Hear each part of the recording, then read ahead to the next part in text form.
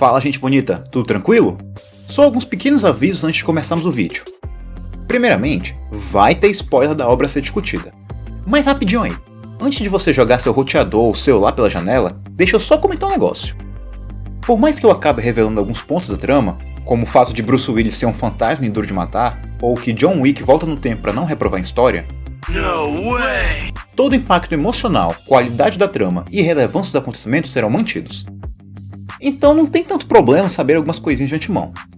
Em outras palavras, o foco desse vídeo não é contar a trama da obra, mas sim usá-la para tocar nos temas que a história aborda. Então, caso você perceba que eu deixei alguns detalhes de fora, pode ficar tranquilo, essa é a razão. Se você decidir deixar esse vídeo para depois, eu vou entender perfeitamente. É sério, ainda vou te amar. Segundo, caso você esteja afim, eu adoraria que você já curtisse, compartilhasse e se inscrevesse no canal, assim como seguir nas redes sociais. Significaria o mundo pra mim, de verdade. Mas de novo, só se você tiver afim.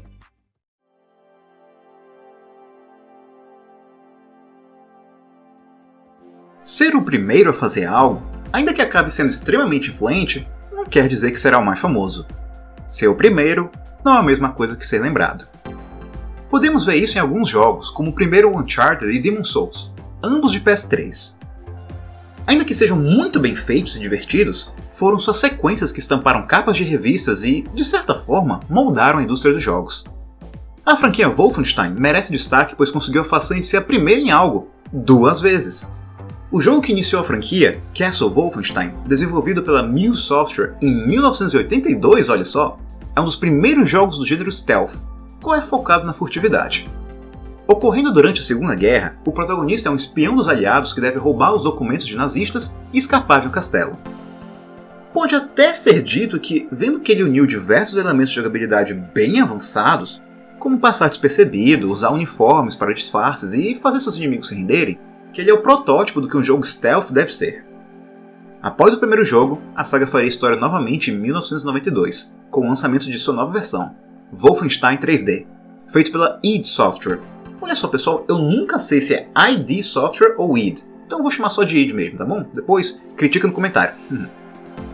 A sacada da história ainda é a mesma, porém é aqui que a franquia passou a flertar com exagero. Em vez de se contentar em fugir do castelo com os planos secretos, a aventura termina da única forma que deve terminar.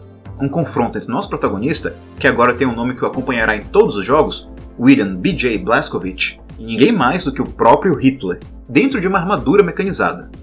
E depois falam que jogos não são arte, hein? A revolução dessa vez se deve ao fato de o jogo não ser uma adaptação 100% do original. Abraçando uma jogabilidade rápida e focada no combate, o jogo abandonou o gênero que seu antecessor criou para que pudesse criar um novo: tiro em primeira pessoa. Não quero dizer aqui que esses jogos não foram bons ou famosos, longe disso. Afinal de contas, Wolfenstein 3D é considerado por muitas publicações um dos maiores jogos já feitos. Contudo, o próximo jogo da id Software iria simplesmente ofuscar o sucesso de Wolfenstein. Afinal de contas, estamos falando de Doom. Tanto que, após ambos os jogos terem sido lançados, os demais jogos de tiro eram chamados de Doom Clones, e não Wolfenstein Clones. E se eu puder partilhar uma rápida história pessoal, quando eu tinha alguma coisa entre 7 ou 8 anos, talvez até antes, no meu aniversário, a minha tia comprou um jogo de computador pra mim. E eu me lembro muito bem dela falando que eu podia ficar tranquilo quanto à qualidade do jogo, pois ela tinha pedido um jogo tão bom quanto Doom. E vejam, ela não mencionou o Wolfenstein. Ainda que a saga não tivesse uma relevância rotineira como outras obras similares, a exemplo de um jogo como Half-Life, ela não ficou parada no passado. Em 2001, foi lançado o excelente Return to Castle Wolfenstein, feito pela Grey Matter Interactive, o qual tinha a mesma fórmula de sempre, Blazkowicz versus nazistas, só que dessa vez colocando elementos de ocultismo. Em outras palavras, os nazistas não são os únicos monstros. Não é necessariamente uma sequência dos jogos anteriores, mas sim uma adaptação dos temas passados, para um novo século: nazismo, violência e B.J. Blazkowicz como protagonista. Avançando alguns anos, mais precisamente em 2009, a talentosíssima Raven Software lança o jogo chamado apenas de Wolfenstein. Essa versão é uma nova releitura dos elementos da saga, adaptando o que foi feito no último jogo para um ritmo que remete à franquia BioShock e também ao maravilhoso Singularity, da própria Raven. É sério galera, joguem esse também. O vídeo não é sobre ele, mas ele é bom pra caramba. Todos os jogos citados como parte da grande franquia são bem divertidos e recomendo que tente dar uma chance para cada um deles, pelo menos para ver o que Wolfenstein foi em determinado momento da história dos jogos. Só que alguém poderia perguntar, tá, e o que tem em comum entre eles? Honestamente, todos eles são feitos dos mesmos 3 elementos: combate, nazistas e Blazkowicz. Seja no início dos cenários 3D para jogos de tiro, lá em 92, ou diante do que havia de mais moderno em 2001, a herança histórica de Wolfenstein estava sempre presente. Então, quando a, na época, não muito conhecida desenvolvedora Machine Games, formada por pessoas responsáveis por excelentes jogos como The Chronicles of Riddick e The Darkness, foi escolhida para criar o mais novo jogo da saga Wolfenstein, a reação foi um cauteloso otimismo. Afinal, pelo material disponível, pelo menos o jogo seria estiloso. Só que ninguém poderia imaginar o quão incrível a nova saga acabaria sendo. Com uma trama envolvente e reflexiva, junto com uma jogabilidade invejável, Wolfenstein está, hoje, lado a lado com Doom no quesito de melhores jogos de tiro disponíveis, abraçando o futuro, às vezes até demais, mas sem esquecer suas origens. E, bem, muito embora esse vídeo não seja sobre o que Wolfenstein foi, mas sim sobre o que a saga é, o primeiro jogo que vamos falar trata exatamente sobre isso. O que a franquia um dia foi e sobre o que ela passará a ser.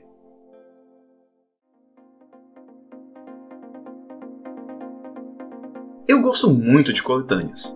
Sabe aquelas edições que na verdade são um pacote com vários jogos? Eu acho muito legal.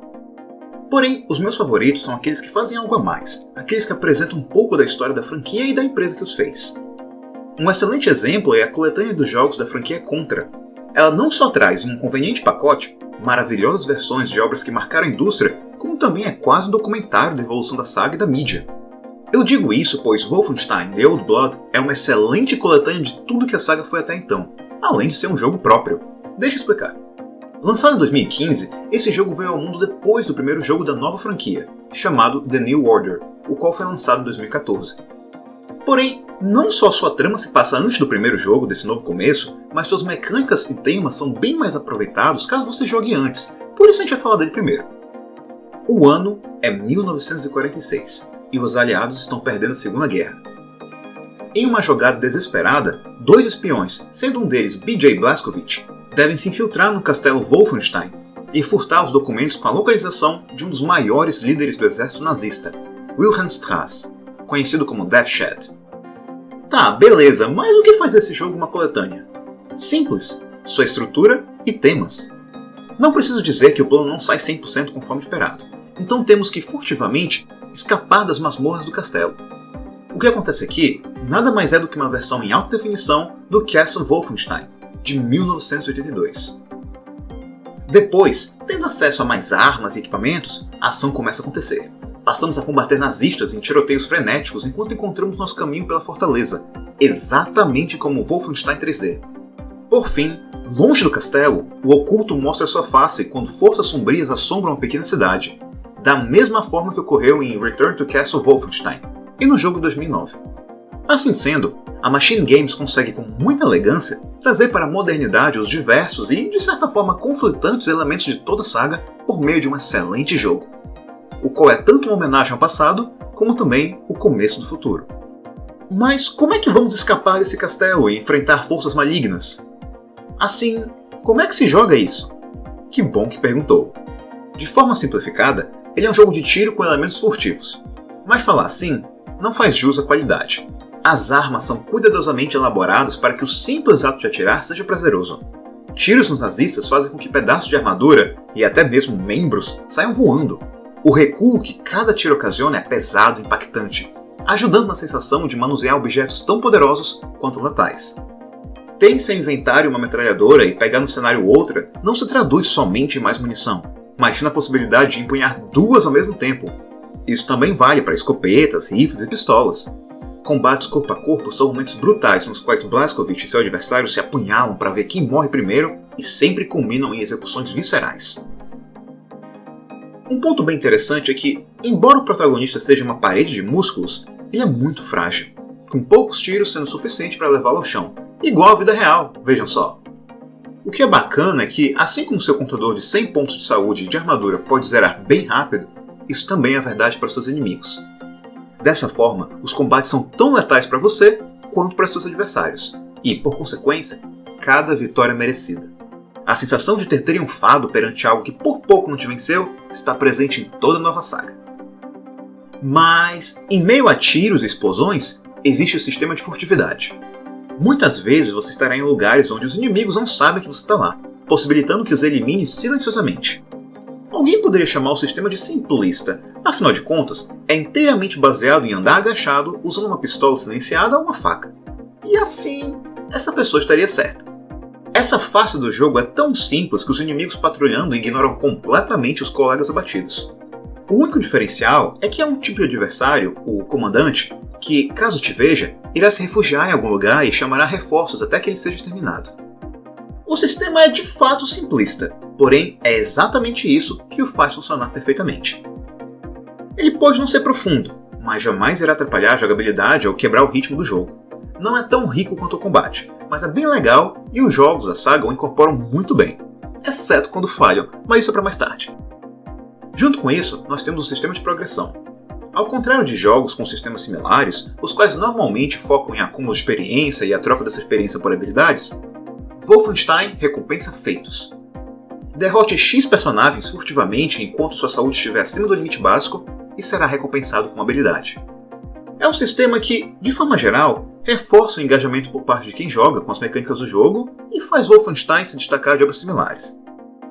O único problema é que certas exigências são bem inconvenientes e normalmente você não as realizaria caso o jogo não as exigisse. Tanto que é bem provável que nunca repetirá essas ações após conseguir as habilidades, tipo as que requerem que você derrote inimigos enquanto desliza ou derrubando granadas de suas mãos. Pois bem, tendo todos esses elementos unidos, você acaba entrando na mente do protagonista e concordando com uma verdade que não deveria ser muito polêmica não. Acabar com nazistas é muito divertido. What's that? Kill as many Nazis as I can? No, I said... Can't hear you, Kessler. Lots of static. Quando Blazkowicz comenta de forma até mesmo brincalhona sobre sua luta, você compreende essa sensação por meio das mecânicas do jogo. Blazkowicz está claramente se divertindo, e você também está. Enfim, resumindo o combate, ele é intoxicante. Agora, falando do protagonista, seria um crime ignorá-lo.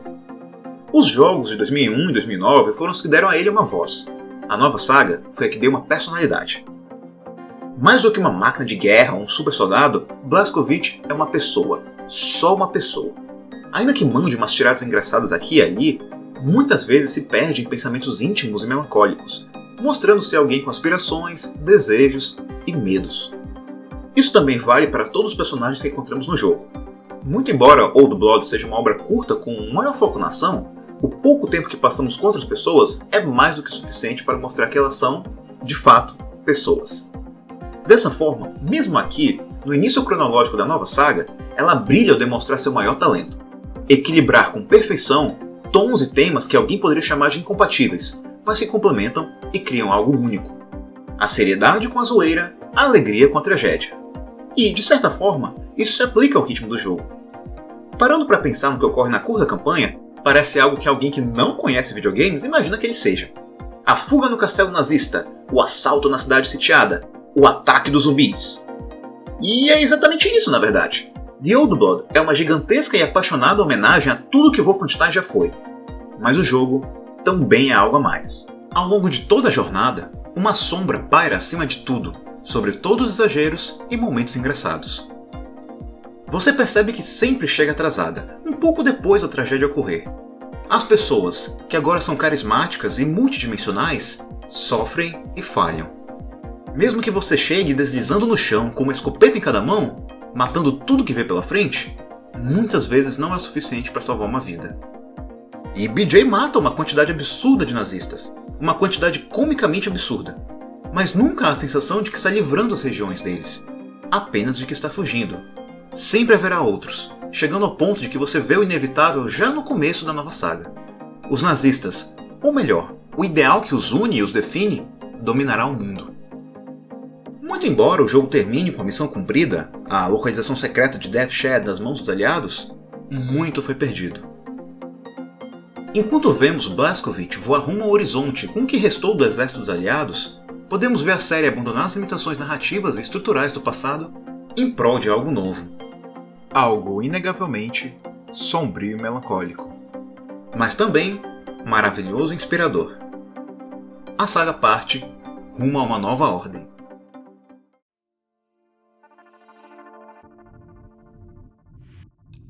Já nos primeiros minutos de Wolfenstein The New Order, o jogo mostra a qualidade e a nova face da saga com um talento invejável. A grande batalha para derrotar uma das maiores figuras do Império Nazista está ocorrendo. O exército dos aliados está usando toda a sua estrutura em um último e desesperado ataque que pode muito bem mudar o rumo da Segunda Guerra. O assalto que só veio a existir em razão dos eventos de The Old Blood está em pleno curso. E não está indo bem.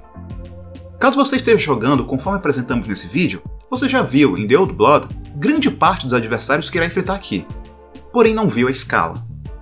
Os aliados, mesmo utilizando tudo que possuem, são simplesmente massacrados por uma força que parece estar pelo menos 20 anos mais avançada. Honestamente, parece um embate entre duas nações em um jogo de estratégia, um Age of Empires da vida. Só que um dos jogadores esqueceu de evoluir seu povo e agora uma civilização tem que enfrentar, usando lanças e pedras, lasers e robôs. O que é especial nesse primeiro momento é que ele funciona como uma excelente última fase para The Old Blood. Naquele jogo, o embate com um gigante preso em catacumbas esquecidas serviu como um final para a jogabilidade e o ritmo que a obra queria apresentar. Já nessa primeira fase, o assalto fadado ao fracasso serve como um final para os temas apresentados.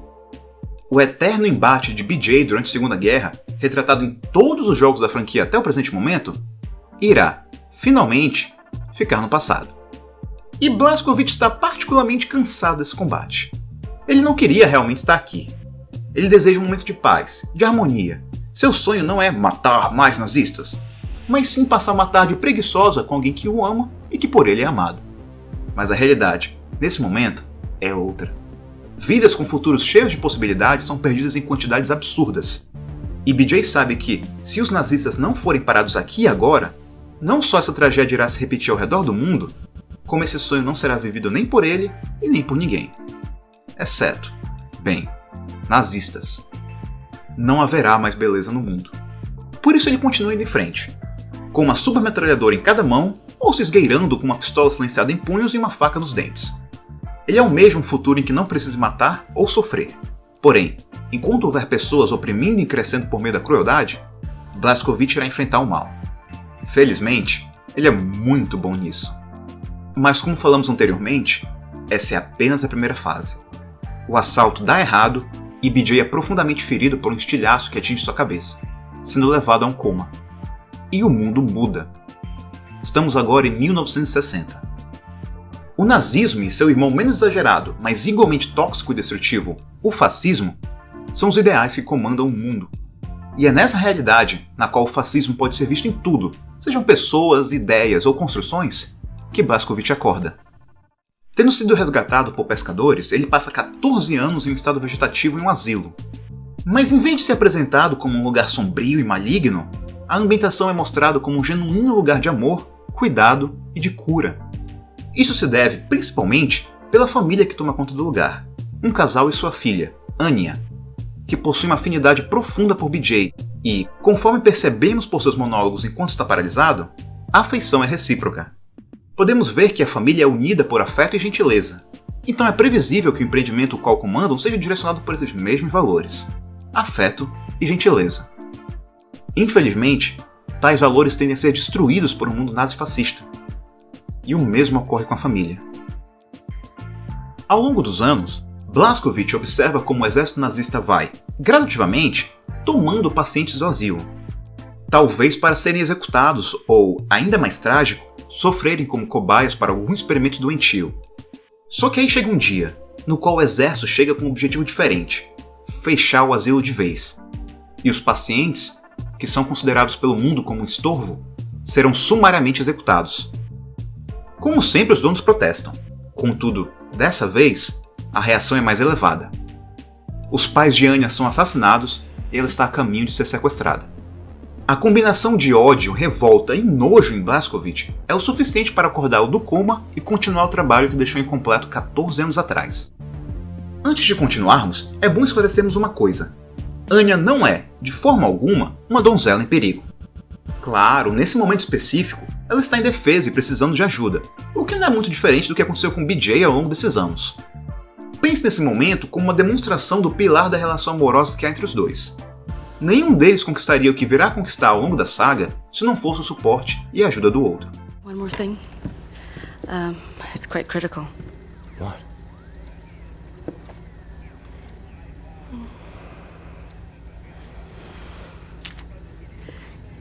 W, we can go now.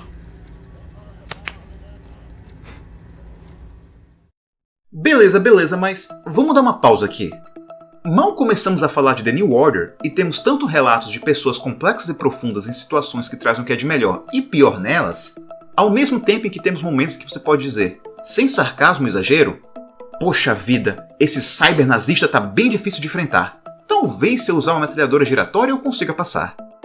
Como já foi dito, a nova saga de Wolfenstein é uma franquia que equilibra temas e tons que poderiam muito bem ser considerados opostos, mas juntos formam algo único e especial. Há uma crítica que vejo sendo repetida em muitas publicações e vídeos, a de que a presença de elementos tão distintos é algo fraco. É um erro, que o jogo não sabe o que quer ser, ou que confunde a pessoa jogando quanto o que deveria sentir. Então, o que Wolfenstein quer ser? É um jogo de ação ou é furtivo? É uma história trágica ou esperançosa? Blazkowicz é uma pessoa melancólica ou é engraçada? A resposta é sim. A saga é tudo isso. Com todo respeito para as pessoas que partiram dessa crítica, mas ela é profundamente equivocada. Ela parte de uma ideia de que uma obra não pode ter mais de um tom ou mais de um ritmo. Isso simplesmente não é verdade. Poderíamos até argumentar que isso não é nem verdade para a vida real.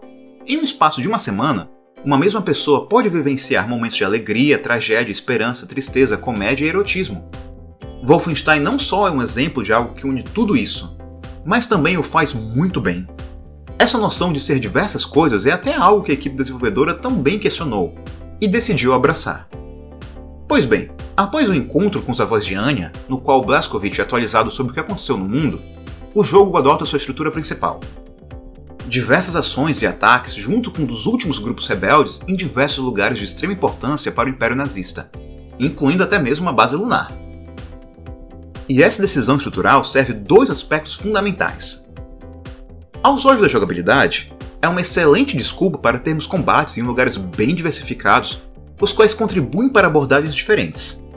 Às vezes um lugar mais claustrofóbico, outras mais aberto, e outra com a gravidade mais baixa. Artisticamente e narrativamente, ela contribui para a beleza da obra.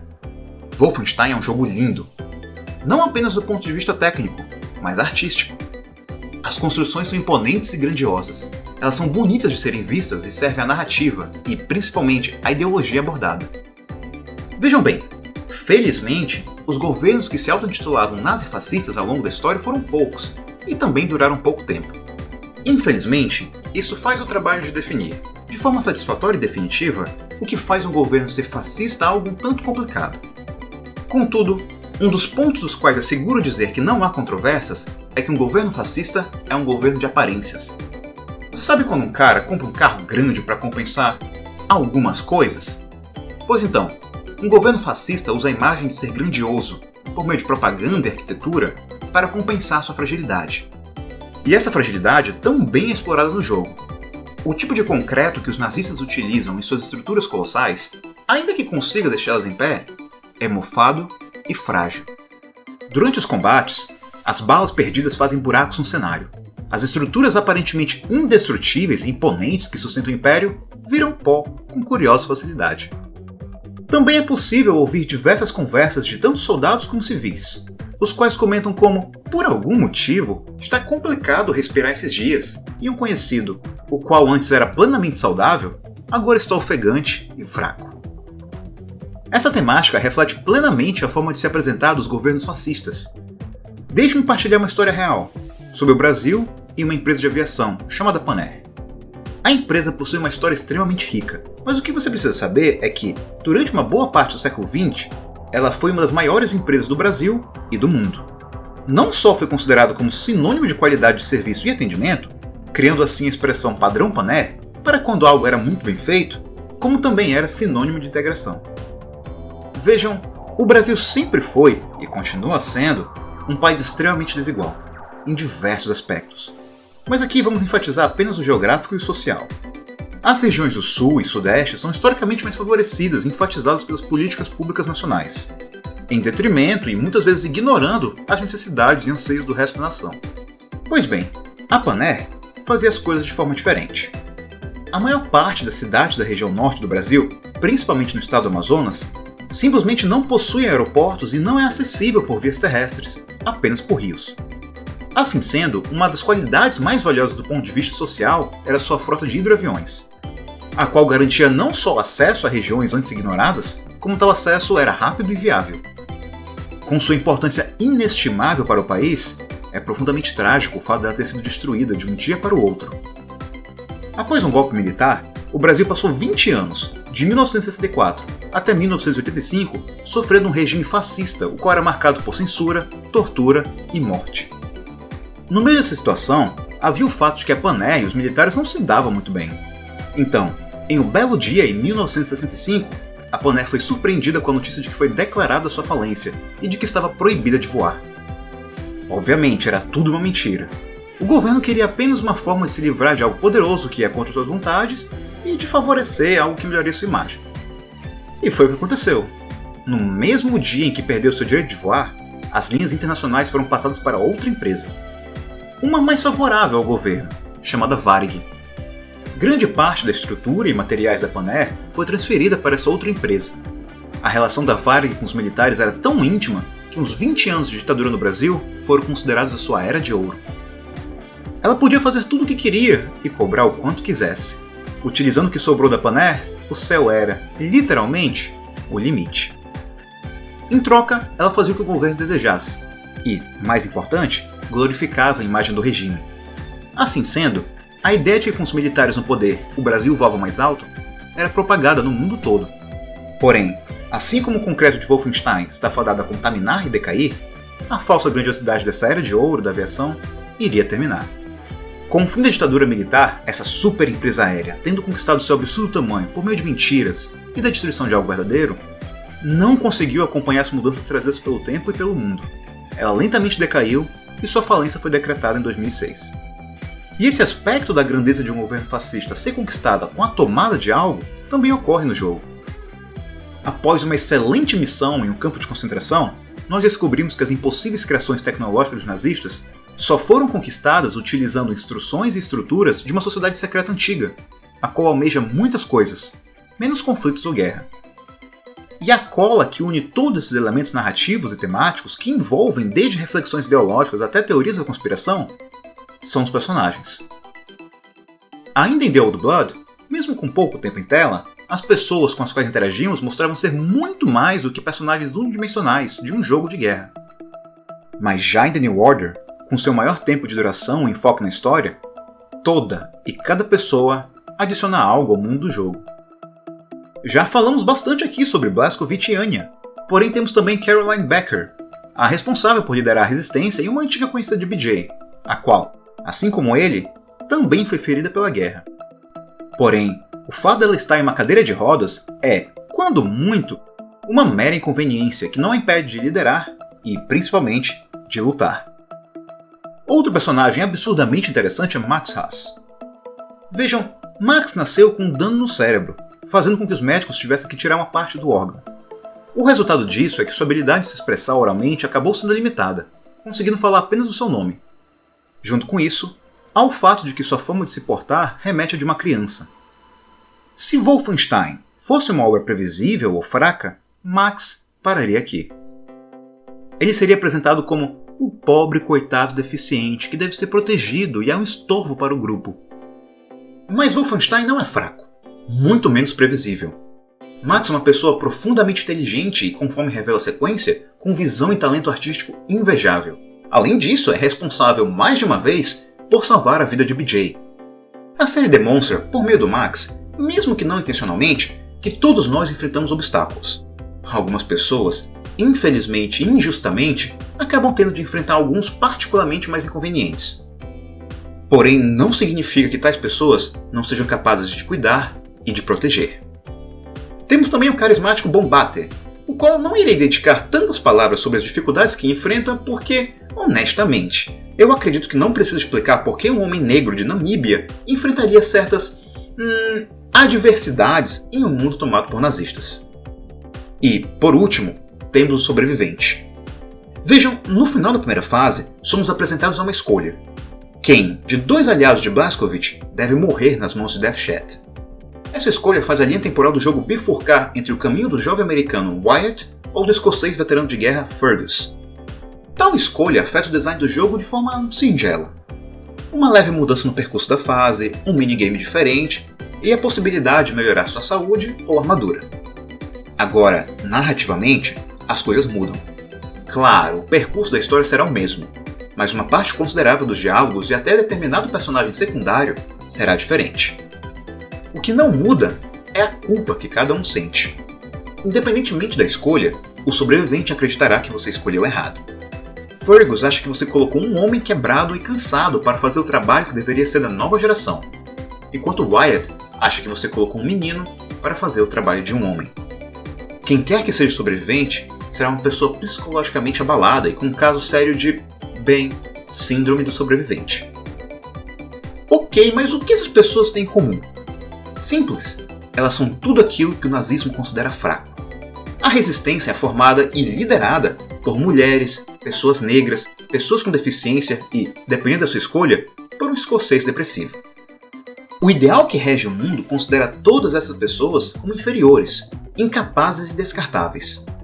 Porém, aqui, elas estão trabalhando juntos e desafiando o impossível. Cada passo que a resistência dá demonstra, por si só, o quão errados estão os nazistas e que talvez, quem sabe, seja possível mudar as coisas. E isso, tudo isso, é Wolfenstein. É um jogo de tiro visceral, com a sensação de jogabilidade e ritmo invejável. E também é uma história sobre pessoas. Pessoas falhas e ordinárias, como eu e você. E sobre como elas enfrentam e, contra todas as expectativas, triunfam contra um mundo o qual acredito que são inferiores e fadados ao fracasso. Não me entendam mal, nossos heróis sofrem. Quando não estão quase no chão com o peso da realidade que os assola, eles estão quase no chão pegando cobertura de tiros, explosões e lasers. Wolfenstein The New Order é um caso raro de uma obra que equilibra com sucesso tudo o que tenta fazer: jogabilidade, história e design. Caso tivesse apenas existido ela e sua expansão The Old Blood, estaria tudo bem. A nova saga não teria ido tão longe nos temas abordados, é verdade, mas teria ido o suficiente. Felizmente, a saga continua. E a próxima batalha será contra um inimigo bem mais poderoso do que um cientista nazista e seu exército de criações monstruosas. Será uma batalha contra o ideal.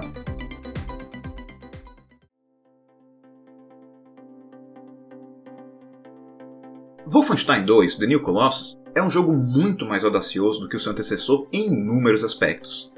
Para melhor e para pior. Blazkowicz está quebrado, física e emocionalmente. Sim, ele conseguiu derrotar seu nêmesis e danificar seriamente a produção de tecnologia avançada dos nazistas. Mas no fim do dia, Death Shed é só uma pessoa. Já o nazismo é um ideal. E se já era complicado para o BJ dos jogos anteriores enfrentar algo assim, agora, mais do que nunca, parece impossível. Quando digo que ele está quebrado, é no sentido de quase morto. Após os eventos do último jogo, ele ficou fisicamente debilitado, tendo inúmeras fraturas, danos em muitos órgãos e não conseguindo mais andar. E, em razão disso, passa a contemplar constantemente que o fim de sua vida está chegando. Mas ei, BJ ainda é o BJ, então enquanto houver nazistas para matar, ele vai matar. Por isso ele continua, com uma mão segurando uma metralhadora e a outra conduzindo sua cadeira de rodas. E nós, como jogadores, também partilhamos essa fragilidade. Por uma considerável parte do jogo, a saúde do personagem é limitada a 50 pontos de vida, ao contrário dos 100 nos últimos jogos. Pelo menos podemos acumular 200 pontos de armadura, mas até mesmo essa proteção carrega algo trágico. Caroline Becker, a líder da rebelião e responsável por guiar o grupo nos momentos mais difíceis, é morta no começo do jogo pelas mãos de Irene Engel, uma vilã secundária na obra anterior e que aqui assume o papel de antagonista principal. Bem, quase.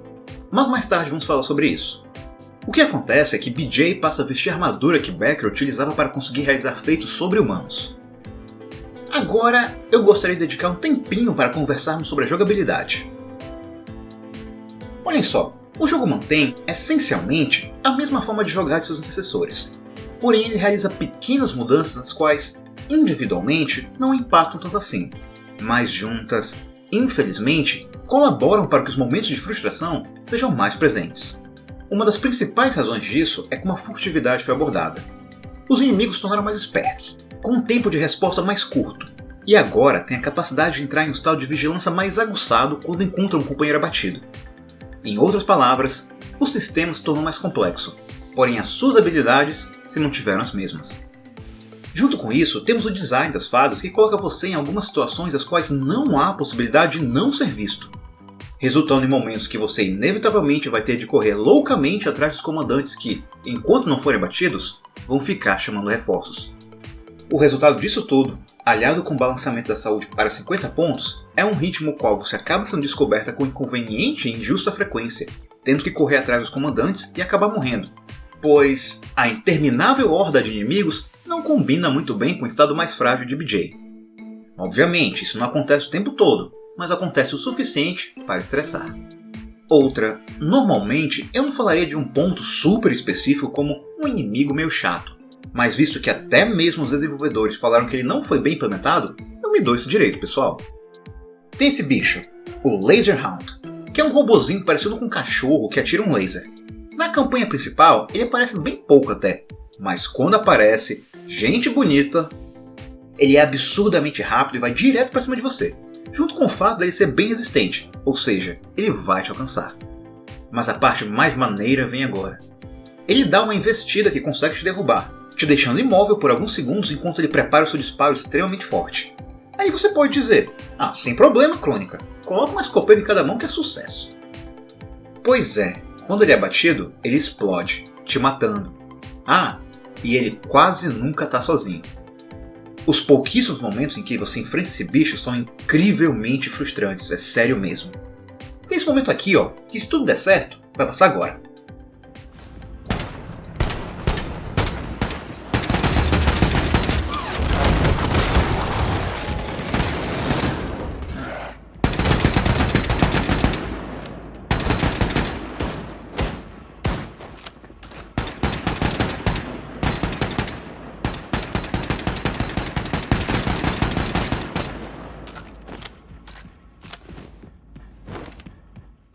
Pode não parecer muito, mas eu levei muitas tentativas para passar. Pois ele tem tudo de ruim num jogo condensado em uma pequena sala. Momento furtivo praticamente impossível de passar, um comandante bem no final que vai ficar chamando reforços e o maldito Laser Hound. O que é engraçado é que a questão de o jogo ser mais complexo, porém suas habilidades não são, é resolvida depois de um tempo, pelo próprio jogo. Vejam só. Em determinado momento, você poderá escolher um de 3 itens chamados Contraptions. Cada um deles serve para você interagir com o cenário de forma um tantinho diferente. Um permite que você passe por lugares apertados, outro derruba paredes e o terceiro permite que você fique mais alto. Não parece tão útil, mas eu juro que é legal. Mas o interessante mesmo é que cada um deles carrega consigo uma habilidade que faz o jogo ficar muito mais interessante e bem balanceado. Uma faz o tempo ficar mais devagar momentos antes de um inimigo te detectar, permitindo que você possa abatê-lo ou se esconder. Outra desacelera o tempo enquanto você escolhe suas armas e, por último, tem uma que regenera uma pequena parte de sua armadura. Enquanto desbloqueava cada uma delas, não consegui deixar de pensar que, se o jogo iniciasse com elas, a experiência seria muito melhor. Depois de finalizá-lo, eu tive certeza. Você pode comprar, como pacote de expansão, pequenas histórias fictícias do mundo do jogo. É como se fossem histórias em quadrinhos que as pessoas do mundo de Wolfenstein leem, as quais duram no máximo umas 2 horas. O interessante é que, desde o começo de cada uma delas, algumas das habilidades que mencionei já estão habilitadas. O resultado é uma experiência bem mais agradável. Lembra que eu falei que as pequenas coisas por si só não atrapalham o jogo, mas juntas... A melhor forma que eu tenho para definir minha relação com tudo isso é a seguinte. Após zerar The New Order e The Old Blood, a sensação é de querer imediatamente rejogar na dificuldade máxima. Já no The New Colossus, principalmente se estiver jogando em um console, o máximo que eu recomendo antes de ficar bem frustrante é o nível difícil. Uau, depois de falar por tanto tempo sobre o que eu não achei legal, parece que eu não gostei do jogo, né? Bem, muito pelo contrário, eu adoro ele. Eu recomendo fortemente que você jogue todos os jogos que estamos apresentando aqui, Afinal, o vídeo não tem o nome que tem à toa. Mas seria completamente desrespeitoso com você caso deixasse de falar sobre os momentos que a série dá uma peidada na farofa. Felizmente, a história se sai muito melhor do que a jogabilidade diante das novas mudanças. Como falamos no começo desse ato, a situação é muito negativa, tanto para a Resistência quanto para BJ. E o jogo utiliza essa fragilidade estratégica e emocional como ponto de partida para explorar assuntos extremamente delicados. A Anya está grávida, de gêmeos. Muito em breve, eles serão pais. Enquanto ela consegue conciliar a maternidade e a luta contra o nazifascismo, BJ é assombrado pela sua fragilidade e pelo seu passado. Ao longo do jogo, somos constantemente apresentados a memórias da infância de Blazkowicz, e muitas delas são dolorosas. Seu pai, Rip, é um homem branco americano que acredita que, por ser um homem branco americano, o mundo deve obedecê-lo e favorecê-lo. Então, quando o mundo não gira ao redor dele, obviamente, aos seus olhos, é culpa dos outros. É culpa dos negros, dos judeus, dos gays, dos velhos e dos fracos. Ele é o tipo de pessoa que ataca sua esposa e filho e mata o seu cachorro apenas para tentar demonstrar que suas opiniões e visões estão corretas. Nas palavras dele, os velhos e fracos estão condenados. Então, não é surpreendente que a paternidade assuste BJ, não só por estar desesperado com a noção de deixar suas filhas órfãs, mas pelo medo de andar nos mesmos passos de seu pai. Esse é o tipo de pessoa que criou Blazkowicz, mas não pense que seu passado foi unicamente triste, pois ele também foi criado por sua mãe. Zofia foi uma mulher judia de ascendência polonesa, que ensinou seu filho sobre amor, compaixão e carinho. Apesar dos traumas ocasionados por seu pai, podemos ver que a figura parental que mais teve impacto em quem BJ acabou sendo foi sua mãe. E, no final, temos o Blazkowicz que, querendo ou não, é filho de ambos os seus pais. Ele carrega consigo o amor pelo mundo e pelas pessoas de sua mãe, mas também carrega a noção, passada pelo seu pai, que pela força e violência, alguém pode conseguir o que quer. Felizmente, aquilo que BJ mais quer é proteger as pessoas e o mundo, defendendo, principalmente, os velhos e os fracos. Mas as noções que devem ser enfrentadas não são apenas as do passado de uma pessoa. Após os eventos das primeiras fases, podemos andar livremente pela nova base de operações da Resistência, o submarino Evas Hammer. E é interessante o quão vazio ele é. Podemos ver que a rebelião não só está sem liderança, mas também sem pessoal. A impressão que dá é de uma casa sem habitante suficiente. Quartos estão vazios e muitos permanecem trancados, pois não há pessoas para ocuparem. Até mesmo a sala de tiro ao alvo reflete isso. Os placares de líderes têm pouquíssimas pessoas e os melhores tempos e pontuações são muito baixos. É comicamente fácil ficar em primeiro lugar. Dessa forma, você, como jogadora, percebe o quão importante é a busca por uma nova liderança, pois ela não só trará um novo objetivo para a rebelião, como também uma nova vida. Mas o que nem quem está jogando e nem BJ esperavam era que ela trouxesse uma nova visão de mundo. Grace Walker, a chefa da célula de resistência localizada no que sobrou de Manhattan, é uma líder nata. Sua presença no jogo traz um novo suspiro de vida para o grupo principal e uma nova esperança na luta para liberar os Estados Unidos do nazifascismo. Mas ainda mais importante, ela é uma mulher negra. Blazkowicz é um cara branco, mas ele não é apenas branco. Ele é uma parede de músculos com cabelo loiro e olhos azuis. Não muito longe dos ideais nazistas do super-homem. Ele constantemente comenta sobre reacender o espírito de luta no coração dos americanos. Mas Grace dá um necessário toque de realidade. Caso você tenha escolhido salvar Wyatt no jogo anterior, um personagem americano chamado Jay será presente em The New Order. E assim como Grace, ele é negro. Em determinado momento, enquanto Blazkowicz fala sobre como deseja fazer as coisas voltarem a ser o que eram antes, Jay o interrompe e comenta que, para pessoas como ele, as coisas não mudaram muito com os nazistas. A diferença é que o preconceito e o tratamento subhumano agora ocorrem no mundo todo. Antes do nazismo dominar o mundo, para pessoas como Jay, os nazistas já estavam nos Estados Unidos. Um detalhe legal é que o jogo meio que deixa implícito que esse cara aí é Jimi Hendrix. Outra, eu vou sempre amar a parte em que Grace é introduzida, pois é nela que há uma das melhores frases de Blazkowicz. E ouso dizer, em videogames no geral. Come and fucking get me, you white-ass fascist Nazi pigs! Pois bem, esse ponto que o jogo anterior toca levemente é abordado de forma mais evidente aqui. Grace lembra BJ que o espírito de luta do homem branco americano sumiu rapidamente. Quando o exército nazista chegou nos Estados Unidos, oferecendo dar sumiço nos judeus, gays e negros, de repente, para uma parte considerável dos americanos, falar alemão não parecia ser tão complicado. E esse é um aspecto da realidade e de sua visão de mundo que BJ deverá enfrentar. O jogo dedica até mesmo os momentos introdutórios da fase situada em Roosevelt para demonstrar isso. Nesse pequeno fragmento do capítulo não há combate, apenas uma demonstração da vida cotidiana em um Estados Unidos dominado pelo nazismo. A parte mais sombria desse momento do jogo é o quão confortável tudo parece estar, pelo menos na superfície. As pessoas casualmente conversam sobre vendas de escravos negros. Um vendedor de jornal anuncia as vitórias do regime. 2 amigos vestidos com mantos da Ku Klux Klan andam casualmente na rua, e uma moça flerta com um comandante nazista. Porém, observe cada um desses casos e você poderá ver como tudo é falso. Os 2 membros da clã são abordados pelo soldado nazista, que ridicula a pronúncia deles da língua alemã, lembrando que é bom praticar, pois em breve, inglês será abandonado. A moça cortejando o comandante fala uma besteira e é ameaçada e colocada sob vigilância.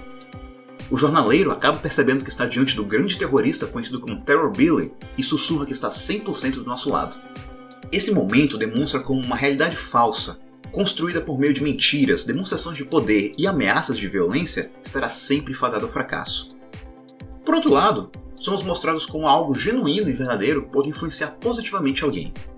Em uma visita à casa onde BJ passou sua infância, mais do que recordarmos como o pai dele foi tóxico, somos apresentados à memória de uma amiga, uma moça negra também chamada Billy. E cada interação que BJ teve com ela gradativamente o tornou uma pessoa melhor. Na primeira memória, o pequeno Blazkowicz abandona completamente a semente do racismo que seu pai plantou em sua mente. Em outra, ele percebe que é possível uma outra pessoa gostar dele. E, na última, um rato cai em um balde cheio d'água e começa a se afogar. BJ acha a coisa mais engraçada do mundo e chama Billy para ver, e ela reage com horror. Esse ato de ver um rato se afogando e achar graça é exatamente o tipo de atividade pai e filho que o Rip aprovaria. Mas com a influência de Billy, BJ salva o animal e percebe que é bom proteger e ajudar algo.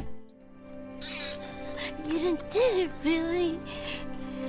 You saved his life. Oh, guy.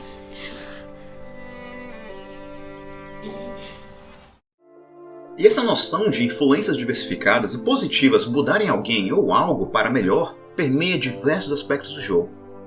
Grace Walker muda Blazkowicz e a rebelião como um todo. Agora eles têm um propósito e uma direção mais clara na luta para liberar os Estados Unidos. Mais tarde na campanha, trazemos para a resistência um grupo de comunistas que lutam contra o regime em Nova Orleans. E a visão distinta desse grupo sobre o que o país era e o que deveria ser, a qual é quase antagônica de Blazkowicz, também afeta BJ. O próprio submarino muda. Os corredores passam a ter mais vida, quartos são abertos e ocupados por pessoas capacitadas. Indivíduos com histórias de vida distintas trocam experiências sobre suas vivências. Até o ambiente de tiro ao alvo evolui. Quanto mais pessoas chegam, mais nomes são colocados nos placares, com pontuações cada vez mais elevadas. Até mesmo as pessoas que já estavam lá têm seus resultados melhorados conforme o tempo passa. Você e, por consequência, BJ passam a querer aumentar o desempenho e se tornarem melhores guerreiros em razão dessa influência positiva. Tem uma personagem bem legal chamada Sigrun. Ela é uma das filhas da vilã do jogo e se une à resistência no começo da aventura. Ela começa a jornada muito insegura, tendo uma ideia negativa de si mesma em razão da criação tóxica e da desconfiança com que parte da resistência inicialmente a trata. Eu gostaria de apontar um detalhe bem interessante.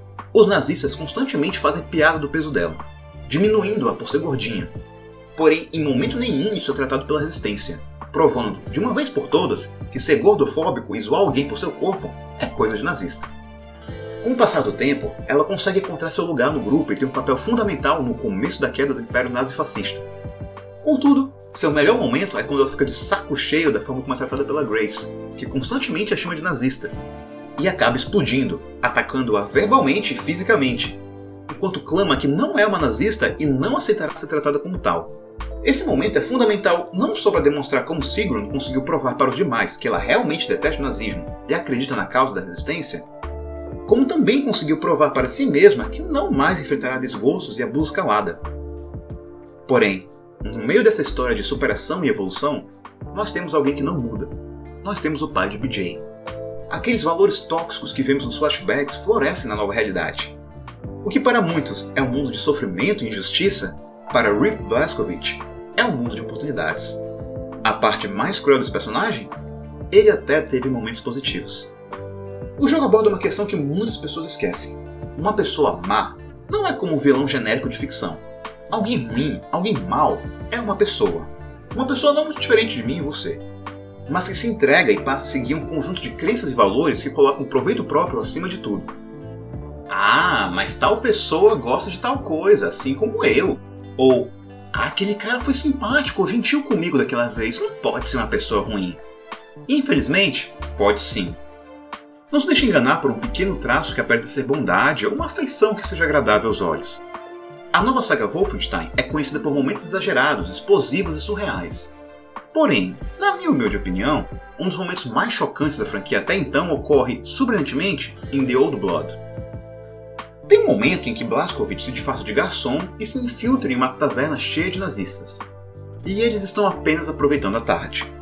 Não há cena de tortura ou sofrimento, apenas pessoas conversando sobre os dias, falando sobre amores distantes, partilhando tristezas e contando piadas.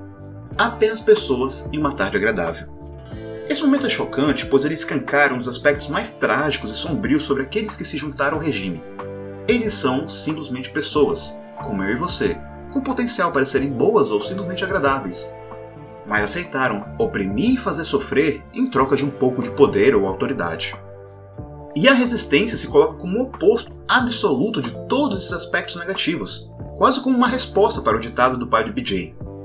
Os velhos e fracos estão condenados?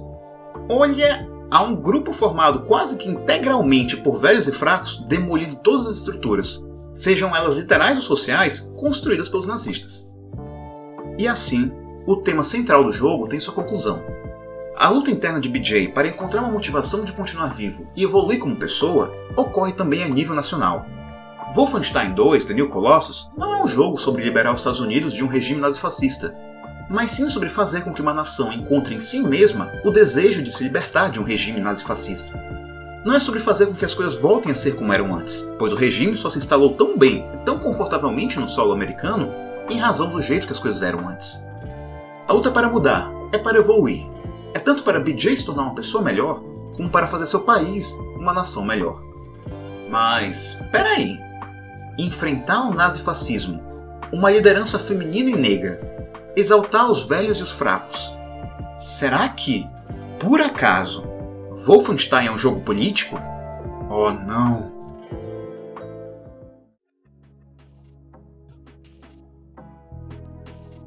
Em 2017, alguns dias antes do lançamento de The New Colossus, a conta oficial de Wolfenstein no Twitter postou um curto vídeo em antecipação do jogo, junto com uma frase igualmente curta: Make America Nazi Free Again.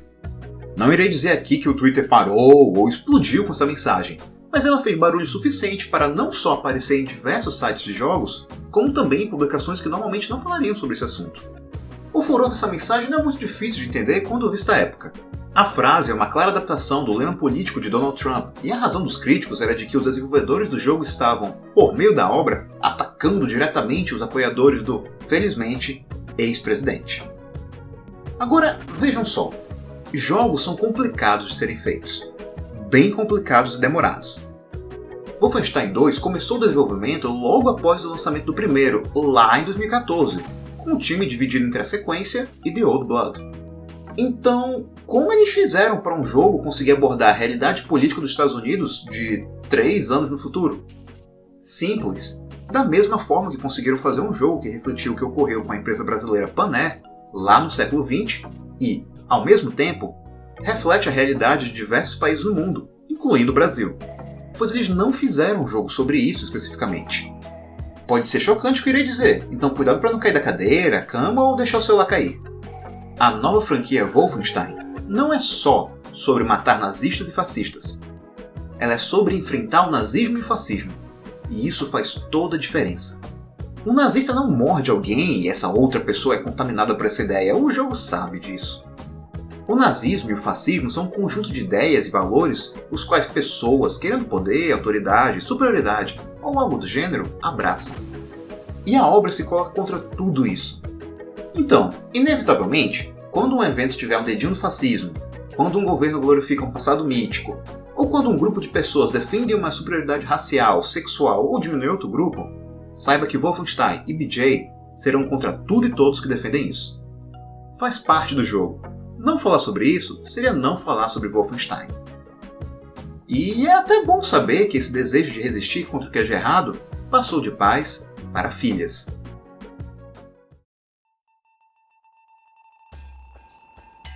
Caso você conheça Wolfenstein Youngblood, há uma forte chance de que você espere que esse momento de nossa conversa seja mais negativo. Para aquelas pessoas não familiarizadas, aqui vai um resumão. Youngblood é para The New Colossus o que The Old Blood foi para The New Order, uma expansão do jogo com foco na ação. Só que, dessa vez, é um jogo cooperativo para 2 pessoas. Porém, quando comparado aos anteriores, o jogo foi duramente criticado, e com razão. Diversas escolhas de design aparentam ter sido muito infelizes, entre as quais podemos citar aqui uma péssima inteligência artificial para o segundo personagem quando estamos jogando sozinhos, o balanceamento das lutas contra os chefes que era meio ruinzinho, a inexistência de checkpoints nas fases mais longas, significando que se você perdesse todas as suas vidas, teria de retornar ao começo, e a não redistribuição de munição nas fases após sua derrota. Ou seja, caso você perdesse, teria de rejogar a mesma parte, só que com armamentos bem mais limitados. Porém, sem dúvidas, um dos aspectos mais problemáticos aparenta ter sido o sistema de armaduras dos inimigos. Eu explico. Diversos adversários possuem um de 2 tipos de armadura, e, por consequência, determinadas armas são fortes ou fracas perante cada um dos tipos. O problema existia no fato de que usar a arma incorreta era inútil, o dano era quase inexistente. Agora, essa escolha de design, junto com o problema de munição no mundo do jogo e com o fato de que a troca de armas não era rápida, fazia você se deparar com situações as quais você não tinha como danificar um adversário, pois a arma ideal estava sem munição, ou, quando estava, a troca de armas te deixava muito vulnerável para os ataques dos inimigos. Só que vocês podem ter percebido que eu usei muitos verbos no passado e palavras como aparentar. Isso não foi à toa. É porque eu não joguei esse jogo. Na verdade, eu não posso jogar, e você também não. Vejam, Youngblood pode ser definido como um jogo como serviço. Essa definição existe para jogos que têm como um dos pontos fundamentais a noção de fazer você rotineiramente voltar a jogar para fazer novos desafios diários ou semanais, participar de eventos e, principalmente, gastar um dinheirinho real. Youngblood tem tudo isso, porém eu devo deixar claro que a função de gastar dinheiro é absurdamente opcional. Contudo, ela tá lá, não vamos esquecer disso. Um dos pontos positivos que jogos assim possuem é a capacidade de melhorar. Por meio de atualizações, sistemas podem ser refinados, erros corrigidos, decisões balanceadas e conteúdo adicionado. Obviamente, isso é capaz de ocorrer com qualquer jogo, porém, naqueles que são jogos como serviço, isso é mais provável de acontecer. E foi o que aconteceu com Youngblood. Esse jogo que recebeu corretamente tantas críticas negativas, simplesmente não existe mais. A Machine Games modificou todo o jogo. A inteligência artificial de sua parceira é tão boa que posso muito bem considerar um dos mais eficientes ajudantes que já tive em um jogo. O sistema de checkpoint, a distribuição de munições e as lutas contra os chefes foram completamente rebalanceados para oferecer uma experiência mais justa e divertida. O sistema de armadura ainda existe, só que o dano de uma arma não ideal foi ajustado para que ainda assim seja extremamente eficiente, junto com o fato de a troca de armas agora ser muito mais rápida. Até mesmo o sistema furtivo foi melhorado, com opções de visibilidade e mais tipos de eliminações. Sem contar que, fazendo com que todos os inimigos sejam capazes de chamar um número limitado de reforços quando te detectam, o jogo transforma o que antes seria uma corrida louca até o comandante, o qual agora apenas faz com que tais reforços sejam mais fortes, em uma batalha que você sabe que terá fim e, portanto, poderá usar diversas estratégias. Ah, e agora, jogando sozinha, dá pra pausar, o que antes não podia. O resultado? Muito provavelmente o melhor jogo da franquia no quesito de combate e jogabilidade. Ah, então quer dizer que o jogo é perfeito? Infelizmente não. Vejam, ao contrário dos jogos anteriores, os quais possuem uma estrutura praticamente linear, na qual você vai de fase em fase até completar o jogo, Youngblood tem uma pegada de mundo semi-aberto. Deixe-me elaborar. Após uma fase introdutória, você inicia no quartel-general da Resistência na França, aceitando missões secundárias e afins. E, de lá, escolhe qual das 3 vizinhanças do jogo irá visitar, as quais possuem conexão com as fases principais da campanha. Todos esses cenários são extremamente lindos e minuciosamente bem feitos. A Arkane Studios, desenvolvedora do fenomenal Dishonored, contribui na elaboração das fases e, bem, dá pra perceber. O problema é que o jogo fará você retornar inúmeras vezes para os mesmos locais, com o objetivo de fazer missões secundárias e ou evoluir seu personagem para poder realizar as fases mais difíceis. O jogo abandona o sistema de progressão baseado em feitos da jogadora para adotar o mais ortodoxo, baseado em experiências e níveis.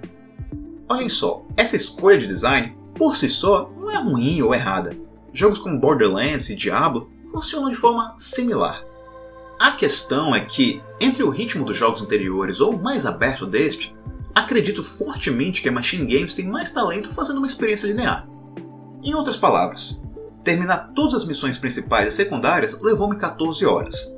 Não me entendam mal, foram 14 maravilhosas horas como uma das melhores versões do sistema de combate da franquia. Mas eu trocaria, sem pestanejar, essas 14 horas de um jogo semi-aberto e repetitivo por 7 horas de uma experiência linear única. Pelo menos passamos essas 14 horas em boa companhia.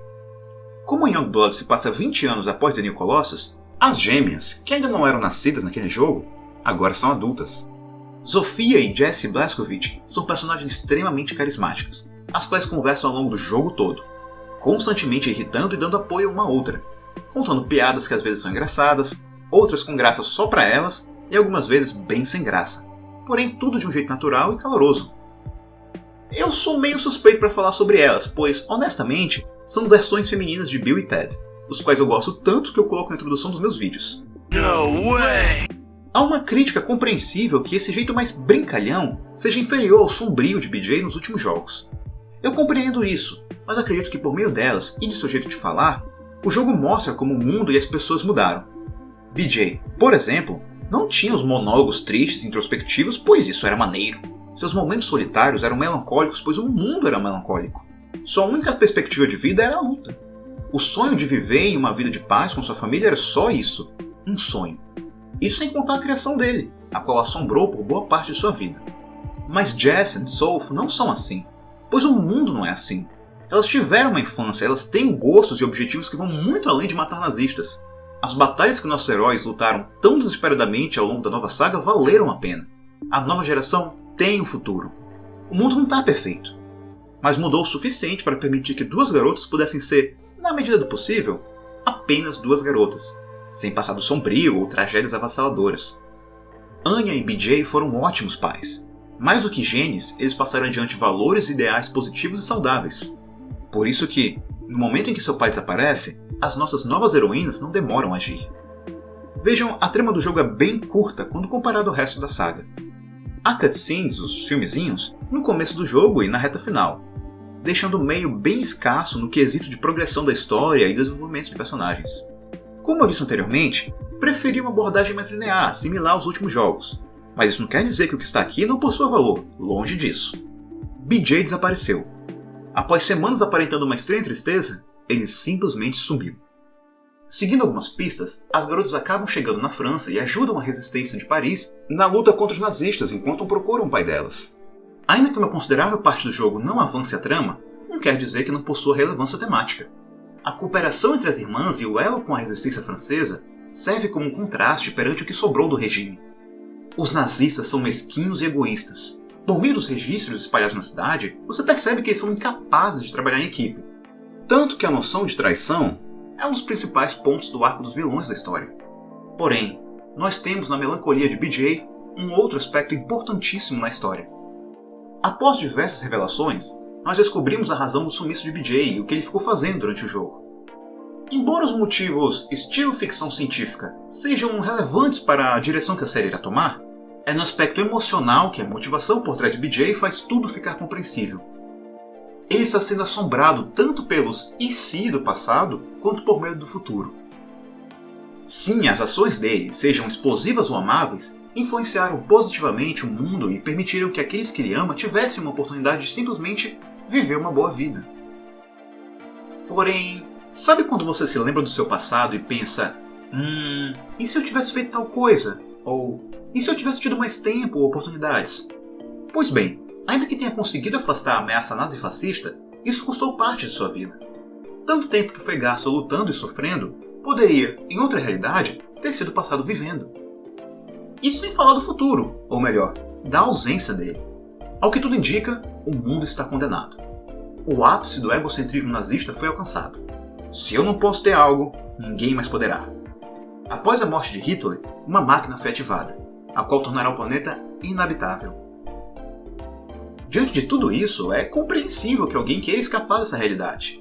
E, surpreendentemente, foi literalmente isso que BJ descobriu como fazer. Fugir para um outro mundo, um mundo sem nazismo ou fascismo. Eu até entendo os críticos que acharam negativo esse ponto. A ideia de que a série irá buscar sua conclusão fugindo do mundo que criou diminuiria consideravelmente o impacto dos temas quando comparado com a possibilidade de continuar enfrentando as noções nazifascistas de uma forma madura e humana, como tem feito até aqui. Só que assim, o jogo não termina desse jeito. As irmãs confrontam o pai delas sobre esses medos. Infelizmente, não dá para mudar o passado, mas eles podem enfrentar o futuro, sem precisar fugir. Pessoalmente, eu acho essa conclusão bem poderosa. O fato de terem colocado a possibilidade de abandonar tudo e escapar desse mundo, porém decidir não usar isso, demonstra um comprometimento tanto dos desenvolvedores com a saga que criaram, quanto dos personagens com o mundo deles. Comicamente, isso reflete um pouco o próprio jogo. Nada que os desenvolvedores possam fazer irá desfazer a reação inicial de muitas pessoas com o jogo. Não dá para mudar o passado. Mas eles não abandonaram sua criação. Ouviram todas as críticas e continuaram polindo a sua obra. Pode não ser o jogo que muitos fãs imaginavam que seria. Digo, não é o jogo que eu queria que fosse. Mas é um excelente jogo.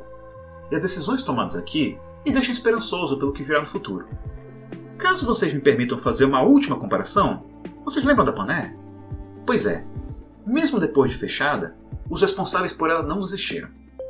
Continuaram, durante décadas, tentando provar os crimes que foram cometidos contra ela. E contra todas as expectativas, eles conseguiram. A Paner não voa mais, porém ela vive, na forma de uma iniciativa que dará assistência a entidades e parceiros na defesa dos direitos civis e humanos. Não é possível desfazer todos os danos e perdas que aconteceram ao longo de uma vida, ou de um jogo, mas é possível seguir em frente. Seja uma empresa de aviação, um personagem fictício, ou um jogo com algumas escolhas infelizes, mesmo que o futuro não seja do jeito que imaginamos ou desejamos, é possível, e necessário, fazer com que seja o melhor possível. Talvez não o ideal, mas o melhor possível.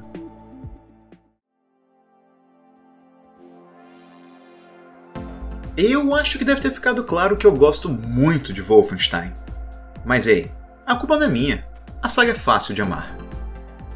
Se, assim como eu, você for um fã, eu espero que com esse vídeo eu tenha conseguido representar a razão dessa franquia ser tão especial pra gente. E caso você não tenha dado uma chance para esses jogos, eu ficaria muito feliz caso esse vídeo convença você a experimentar. E olha, caso você jogue no computador ou Xbox, todos eles são disponíveis no serviço Game Pass. São poucas as obras e principalmente jogos que têm a coragem de apresentar tanta honestidade, coração e muito exagero. Algumas decisões de design do segundo jogo e do Youngblood não me agradaram. Eu acredito que eu tenha deixado bem claro. Porém, eu fico feliz de ver o pessoal tentando coisas novas e não tendo vergonha de admitir os erros. Isso me faz ter um respeito ainda maior pela equipe. Quanto ao que eu espero do futuro? Que venha um jogo bom, feito com coração e sem medo de contar a história que queira contar ou de usar as mecânicas que queira usar. Pode ser o jogo dos meus sonhos, com todas as qualidades que eu espero de um Wolfenstein. Mas também não seria todo mal me surpreender com algo inesperado. Enquanto misturar ação e furtividade, humor e tragédia, não tiver medo de enfrentar o nazifascismo, o racismo e outros aspectos negativos da humanidade, e valorizar a compaixão, o companheirismo e a esperança, olha, vai ficar tudo bem. Vai continuar sendo Wolfenstein. Obrigado por assistir, de verdade. E caso você queira, você pode se inscrever aqui no canal e seguir nas redes sociais. Eu ficaria muito feliz. Mas de novo, só se você tiver afim. E outra, se você quiser conhecer o pessoal que tornou esse vídeo possível, tanto na arte quanto na revisão do texto e diversos outros suportes, dê uma olhadinha na descrição do vídeo para encontrar o contato deles. Mais uma vez, pessoal, obrigado por assistir. De verdade.